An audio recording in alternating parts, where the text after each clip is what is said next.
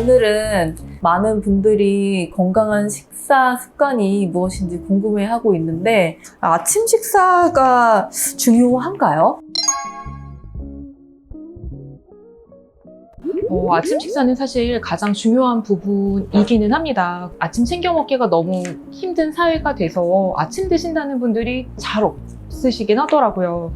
아침 같은 경우는 일단은 아침이라는 게 이제 영어로 브렉퍼스트잖아요. 이게 브레이크와 퍼스트의 조합으로 어원이 이렇게 나왔는데 금식 공복을 멈추다, 깨다 라는 게 아침 식사거든요. 저녁 동안에 이어진 긴 공복 시간을 깨고 하루에 에너지를 넣어주는 이런 시기거든요.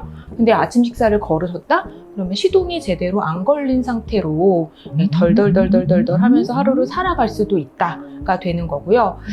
사실상 이 아침 식사를 거르게 되면 이제 문제가 생기는 게 공복이 굉장히 길어지게 되잖아요. 그럼 우리 몸은 영양분이 필요한데 안 들어왔으니까 위기 상태. 그러면 내가 이제 저장을 해야 되는구나 라고 해서 에너지를 자꾸 저장하는 형태로 바뀝니다. 그게 지방이잖아요. 그래서 지방의 축적도가 높아져서 자칫 비만으로 이어지기가 좀 가능성이 높아지는 형태가 되고요.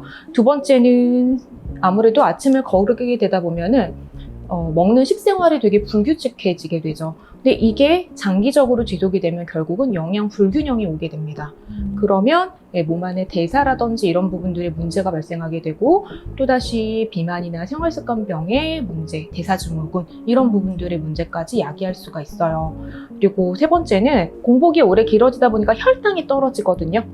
혈당이 부족해지다 보니까 결국은 우리 몸은 에너지를 쓰이는 그 원이 탄수화물 당분입니다.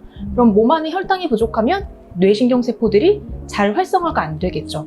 그러니까 뭔가가 이렇게 개운한 상태, 되게 맑아지는 상태가 좀 되게 어렵다라는 게 있고요. 또 하나는 우리가 먹는 행위는 씹는 거잖아요. 이 저작의 행위가 뇌신경세포를 활성화시켜주는 기전을 가지고 있거든요.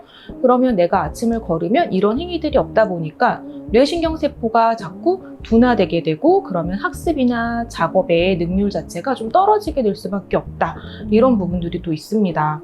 이제 다이어트를 하시는 분들을 토대로 이제 많이 보면은 아침 식사를 안 드시기 때문에 보상 심리가 생겨요. 아침을 못 먹었어, 허기져, 힘들어 이러다 보니까 이후의 식사 시간, 점심 혹은 저녁으로 이어지면서 나 더 많이 먹어야지, 맛있는 거 많이 먹어야지 이렇게 되다 보니까 과식이나 폭식으로 이어지는 경우들이 꽤 많습니다. 그래서 아침은 저는 좀 꼭 챙겨 드셨으면 좋겠다라는 바람이 좀 있기는 합니다. 저조차도 되게 어려워서 그런 마음이 너무 공감되기는 합니다. 근데 그럴 때 제가 조금 썼었던 방법들을 좀 안내해 드리면 첫 번째는 만약에 집에서 시간이 된다라고 한다면 눈 뜨자마자 누룽지 같은 걸 좀 활용해 보시는 것도 좋을 것 같아요. 아무래도 단순당보다는 복합당이 좋으니까 현미나 이런 걸로 만들어진 누룽지도 요즘 좀 많더라고요. 그래서 그런 잡곡으로 만들어진 누룽지에 뜨거운 물을 일단 부어놓고 나는 준비를 해요. 그리고 조금 빨리 끝나면 누룽지에 계란 후라이가 됐든 아니면 그냥 삶은 계란이 됐든 계란 하나라고 반찬 조금 한 끼를 후딱 드시고 나가시는 것도 방법이고요. 다른 하나는 저는 약간 야채 스무디를 조금 활용하는 편이긴 한데 요거는 근데 이제 갈아 먹다 보니까 아무래도 식이섬유나 이런 부분들에 대한 섭취에서의 조금 단점이 있을 수 있기는 하지만 안 먹는 것보단 나으니까 라는 측면에서 좀 팁을 드리면 채소류, GI 지수가 높지 않은 과일 조금 넣고요. 그리고 견과류를 같이 넣어서 미리 그 전날 스무디를 만들어 놓으셨다가 아침에 하나씩 갖고 나가시면서 드시는 것도 그래도 빈속을 유지하시는 것보다는 나은 방법이라고 생각합니다. 네.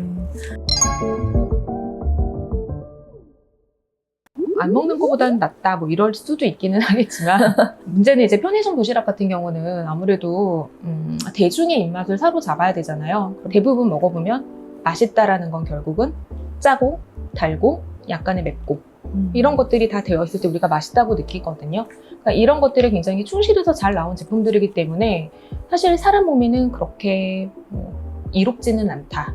이런 자극적인 음식들을 한약적으로는 보통 이제 고량 호미라고 얘기를 해요. 근데 이러한 고량 후미의 음식을 많이 먹게 되면은 몸 안에서 깨끗한 소화가 잘 안 됩니다. 그래서 가끔은 왜 나가서 사 먹는 음식 혹은 그런 도시락을 먹고 났더니 저는 속이 좀 부대껴요 하시는 분들 같은 경우는 위장이 약하다 보니까 그런 것들을 더 많이 느끼시는 분들이거든요.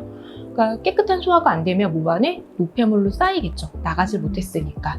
또 하나는 간편식 같은 경우는 대부분 사실 편의점 도시락도 그렇고요.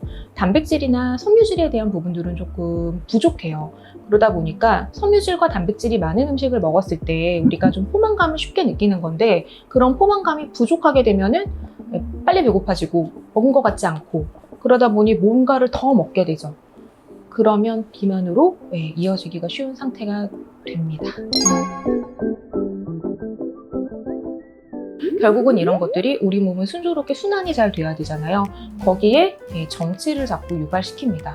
제대로 돌지 않으니까 나는 효율도 떨어지게 되고 더군다나 좋은 에너지를 생산하는 것도 좀 어렵게 돼서 피로감을 쉽게 느끼기도 하고요.